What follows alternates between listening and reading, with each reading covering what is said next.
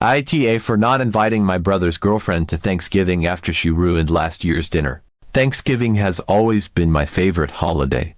There's something so special about the warmth of family, the smell of food wafting through the house, and the satisfaction of seeing everyone come together around a table I've spent days, sometimes weeks preparing. I've been hosting Thanksgiving for the past 7 years, and it's become a tradition that I pour my heart and soul into. My house becomes a bustling hub of activity, filled with laughter, the clinking of glasses, and, of course, enough food to feed a small army. Last year started out no different. I had everything planned to a T. The menu was finalized weeks in advance: turkey, stuffing, mashed potatoes, green bean casserole, cranberry sauce, and my famous pumpkin pie that my dad always insists is better than any bakery's. I even made sure to have a couple of vegetarian dishes because my cousin, Sarah, had recently gone meat-free, and I wanted her to feel included.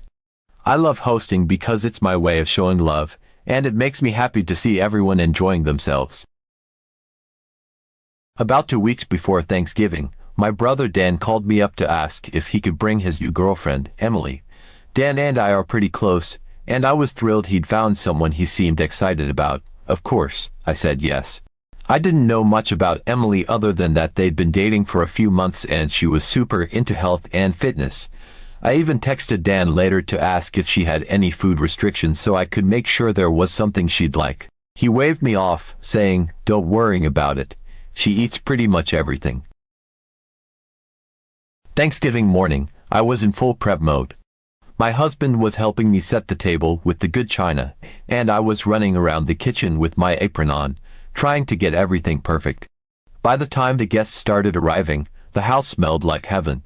My parents came in first, followed by my cousins, my aunt, and a couple of close family friends. Everyone was chatting, laughing, and catching up, and the atmosphere was exactly what I'd hoped for. Dan and Emily arrived about 15 minutes late, which was no big deal, but it was the first hint that something might be off. Emily was polite enough when we greeted each other, but she had this air about her like she was sizing me up. She handed me a bottle of kombucha as a host gift, which, okay, not the usual wine or flowers, but I thanked her and added it to the drinks table. Things were fine at first. We all gathered in the living room for appetizers, a cheese plate, deviled eggs, veggie platter, and some homemade bruschetta. Emily stuck to the carrot sticks and celery, which I thought was just her being health conscious. No big deal. She seemed a little quiet, but I figured she was just shy around a group of people she didn't know. Then we sat down for dinner. As soon as the food hit the table, Emily's entire demeanor shifted in a way that was impossible to ignore. She had been polite, if a little aloof, up until that point, but now she looked genuinely horrified, like I'd placed a steaming pile of garbage in front of her. Her eyes scanned the spread: turkey, mashed potatoes, stuffing, green bean casserole, rolls, cranberry sauce, with this mix of disgust and pity, like she couldn't believe people actually ate this kind of food. She didn't even try to hide her reaction. It was written all over her face, a dramatic wrinkle of her nose and a slight recoil, as though the smell of roasted turkey and buttered rolls was offensive. When the mashed potatoes were passed her way, she hesitated, almost reluctantly picking up the serving spoon. She stared at the fluffy, buttery pile as if it might attack her. Then, loud enough for everyone at the table to hear, she said, "I can't believe people still cook with butter. It's so bad for you." Her tone was dripping with judgment, like she was delivering a public service announcement rather than making small talk at a family dinner. The room went completely silent, the kind of silence where you can almost hear people shifting uncomfortably in their seats. My dad, ever the peacemaker, tried to lighten the mood. He chuckled and said, "Well, I guess that means more for the rest of us." He looked around the table, clearly hoping someone would laugh with him, but Emily didn't even crack a smile. Instead, she set down the spoon without taking any potatoes and launched into what can only be described as a mini rant. "Do you know how bad butter is for your body?" she asked, her voice tinged with exasperation. "It's full of saturated fats, which are terrible for your heart. I'm honestly shocked that people still use it as much as they do. It's like there's no awareness about nutrition these days." I felt my stomach drop. Butter? She was giving a speech about butter, at Thanksgiving, of all times. I glanced around the table, trying to gauge everyone else's reactions. My mom looked mortified, her hand frozen mid-reach for the gravy boat. My dad just smiled tightly, but I could tell he was annoyed. My husband raised his eyebrows at me, as silent as she serious. And then my brother just sat there, looking mildly uncomfortable but not saying a word. But it didn't stop there. No, Emily had apparently decided that Thanksgiving dinner was the perfect opportunity to deliver a comprehensive critique of my cooking and, by extension, my life choices. The stuffing came next. As soon as it was passed to her, she poked at it with her fork, barely concealing her disdain. "Processed meat is basically toxic," she announced. "Do you know how much sodium and preservatives are in sausage? It's one of the worst things you can put in your body." My face was burning. I could feel the heat creeping up my neck and into my cheeks as she continued. The gravy didn't escape her judgment either. Gravy made from turkey drippings. She said with a tone that made it sound like I'd confessed to committing a crime. "That's so inflammatory. People don't realize how bad that kind of fat is for your body. It's basically like inviting heart disease to your table." Even the cranberry sauce, something I had made from scratch, wasn't safe. "There's so much sugar in this," she said, shaking her head slightly. "Sugar is basically poison. It's one of the leading causes of chronic health issues. I stopped eating it years ago." Every word felt like a slap. I had spent days preparing this meal, pouring my heart and energy into every dish, and here she was, tearing it all apart in front of everyone. I could feel the heat radiating off my skin as I forced myself to smile, gripping my fork so tightly my knuckles turned white. I glanced at Dan again, praying that he might step in, but he just stared down at his plate, not saying a word. Then came the moment that truly pushed me over the edge. Dinner was in full swing, and I was doing my best to ignore the string of comments Emily had been making throughout the meal. I thought I could just let it roll off my back, maybe chalk it up to her being nervous or socially awkward, but what happened next made it impossible to keep my cool. Without saying a word to me or anyone else at the table, Emily stood up, brushed off her napkin, and headed straight for the kitchen like she owned the place. She didn't hesitate, or even glance back to see if anyone was watching.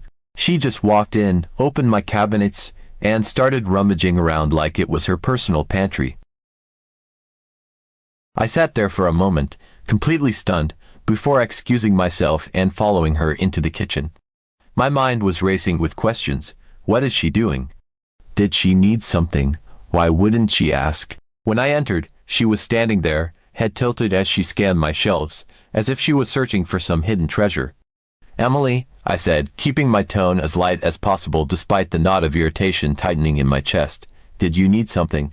I can help you find whatever you're looking for." She turned around, completely unfazed, holding a small stack of Tupperware containers she had brought with her. I blinked, my brain struggling to process what I was seeing. "Before I could say anything," she said, with the casual air of someone announcing they were grabbing a second helping of dessert, "Oh, I brought my own food. I figured I'd need it." I was floored. My jaw might have literally dropped. Who does that?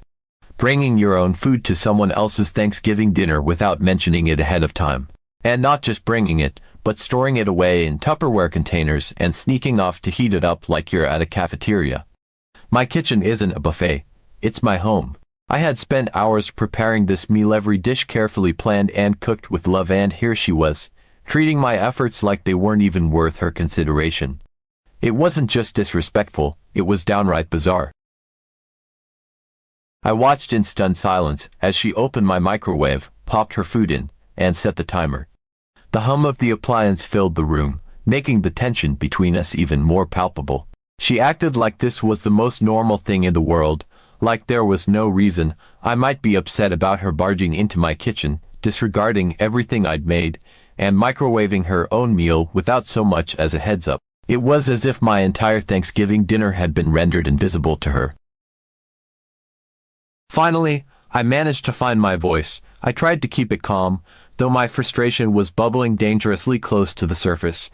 "It would have been nice to know about your preferences ahead of time," I said, carefully choosing my words.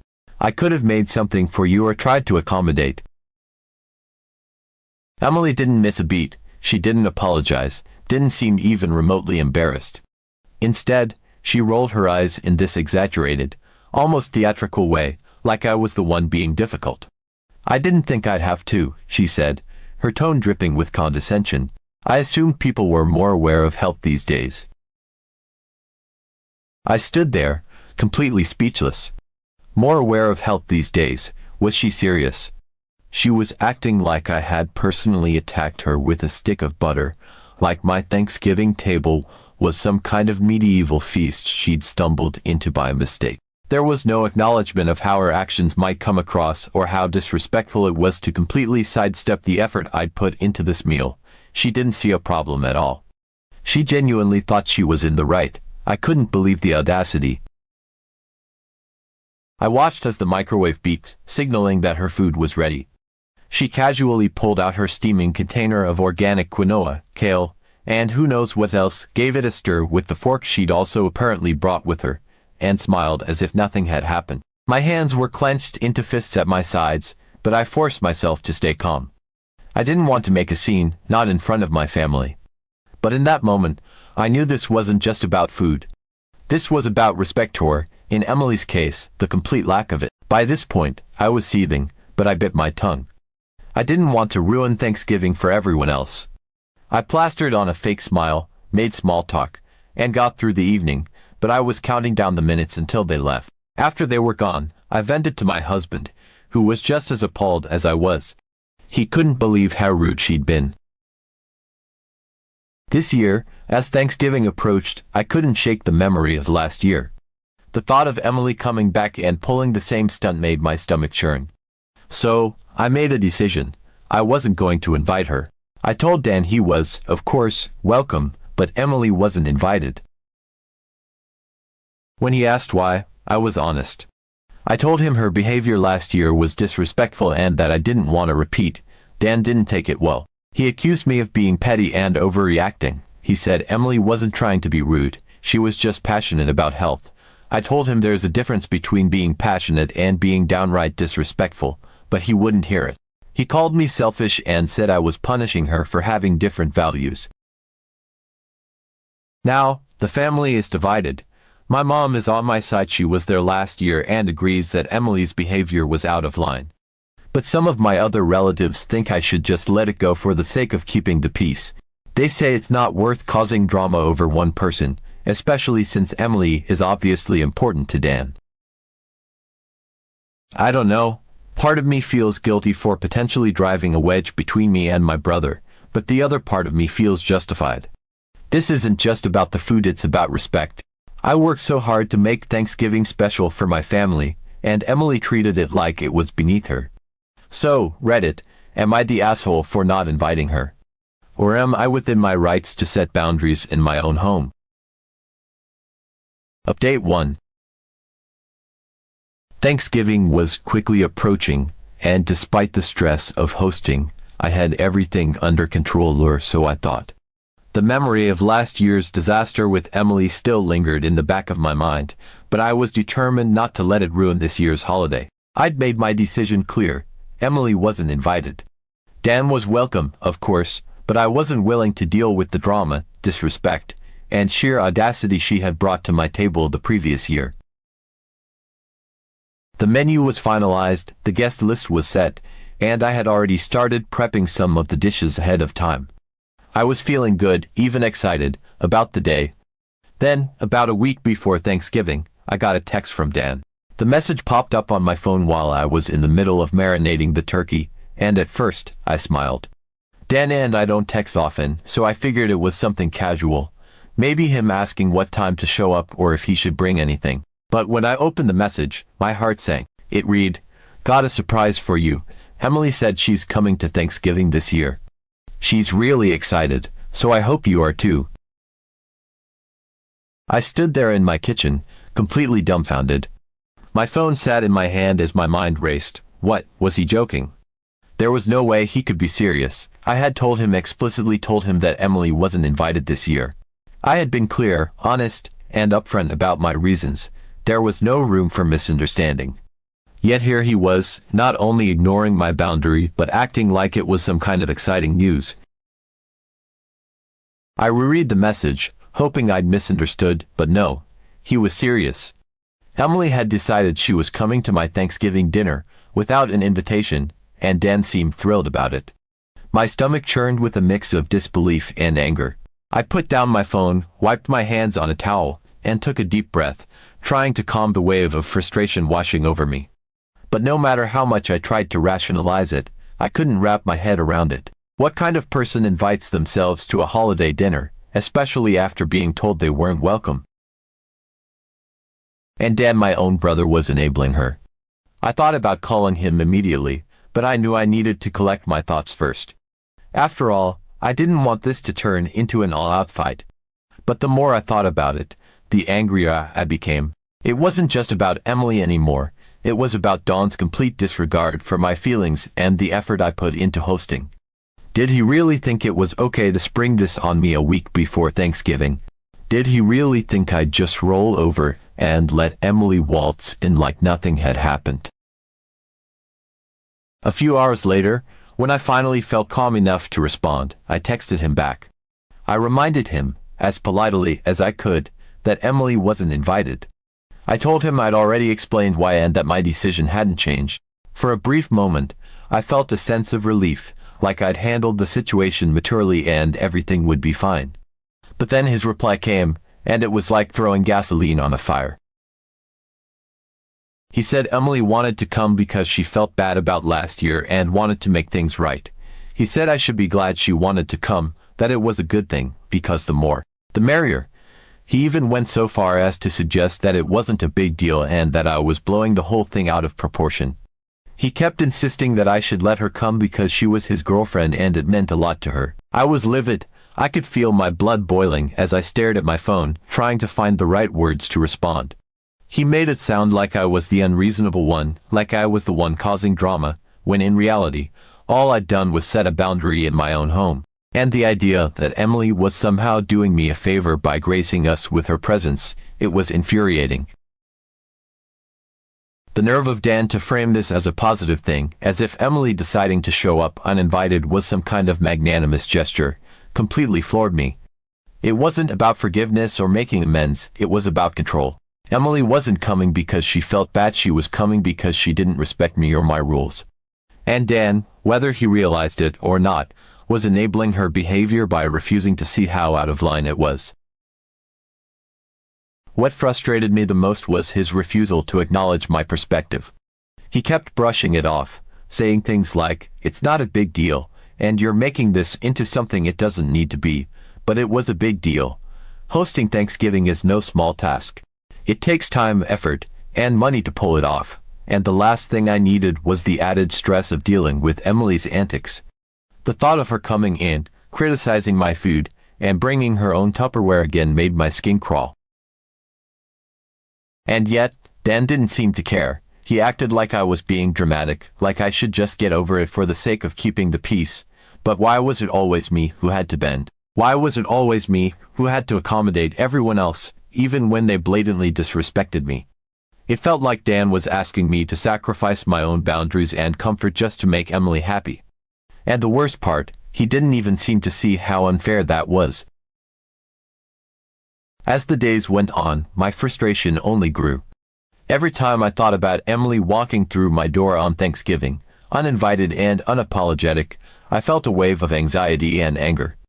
I knew I had to put my foot down, but I also knew it wasn't going to be easy. Dan clearly wasn't going to back down, and I was starting to feel like I was fighting a losing battle. Still, I couldn't shake the feeling that I was being forced into an impossible position. If I let Emily come, I'd be compromising my own boundaries and setting a precedent that her behavior was acceptable. But if I stood my ground, I risked creating a rift with my brother and potentially causing drama at the dinner table. No matter what I chose, it felt like I was the one who would end up losing. Update 2.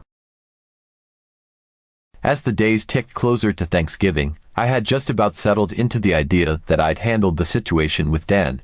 I had been firm but fair, I thought. Emily wasn't invited, and I had made my reasons clear. I hoped Dan would respect my boundaries, even if he didn't entirely agree with them. For a brief moment, I felt some peace about the situation until I got a message from Emily herself. It came out of nowhere, catching me completely off guard. I had barely finished arranging my grocery list when my phone buzzed with a long text from her. The tone of the message was cheery, almost overly so, and it immediately set me on edge.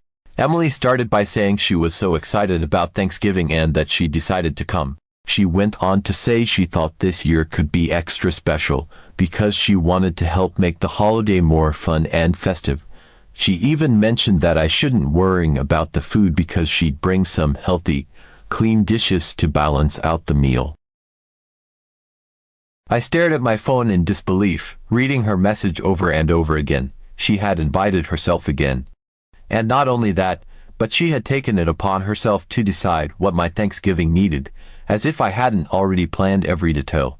It was like she completely ignored the boundaries I'd set with Dan or assumed they didn't apply to her because, in her mind, she was bringing something valuable to the table, literally. The audacity left me speechless for a moment. I couldn't believe she thought it was appropriate to impose herself on my holiday after everything that had happened last year. The way she framed it as if her presence and her food were somehow going to fix my Thanksgiving felt patronizing and insulting. It wasn't just about the food or her previous behavior anymore. It was about the complete lack of respect for me as the host. Once I regained my composure, I typed out a reply, cutting straight to the point. I told her she wasn't invited. I tried to keep it polite, but I didn't sugarcoat it either. I reminded her that Thanksgiving was at my home, that I had already discussed this with Dan, and that the guest list was final. Her response came almost immediately, and it was clear she was stunned. She couldn't believe I was telling her she couldn't come. Her messages were filled with disbelief and confusion, like she genuinely had no idea why she wouldn't be welcome. Then came the inevitable question, why wasn't she invited? I took a deep breath before responding, trying to make sure I was being clear and calm.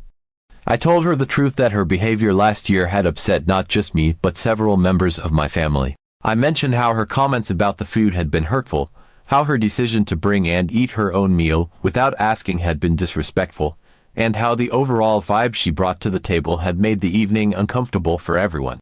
I didn't attack her personally, but I made it clear that her actions had consequences. Emily's response was defensive, almost predictably so. She wrote back, saying she had only been trying to help and that I simply didn't understand anything about healthy eating. She insisted that the food she brought last year was superior to the unhealthy dishes I had made and seemed genuinely baffled that I would view her actions as rude. Her tone shifted from shock to indignation, and she started lecturing me again about the importance of clean eating and how I was being unreasonable for not appreciating her efforts. That was the final straw for me. I responded one last time, reiterating that this wasn't about food, it was about respect. I told her it wasn't her place to dictate what I served at my own Thanksgiving dinner or to decide how I should run my holiday.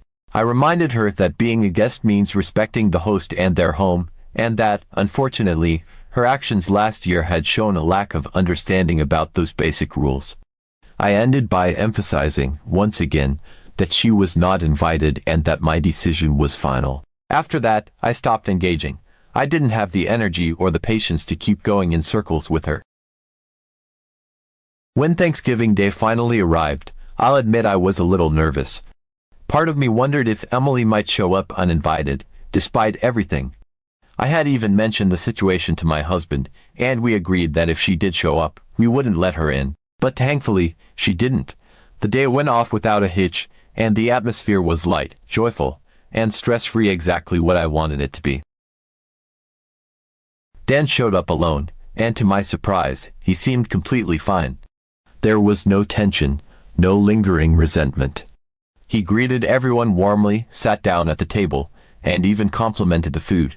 At first, I kept waiting for some awkward comment or sign of irritation, but it never came. He seemed genuinely happy to be there, and it made me wonder if, deep down, he might have been relieved to have a holiday without Emily's overbearing presence. The dinner itself was everything I'd hoped for. My dad made his usual toasts, my mom and aunt laughed so hard they were wiping tears from their eyes, and the kids who normally get restless at long family meals were too busy stuffing themselves with pie to complain. The house was filled with the kind of warmth and joy that makes all the effort of hosting worthwhile. And without Emily there to criticize or lecture, the meal was a celebration, not a debate.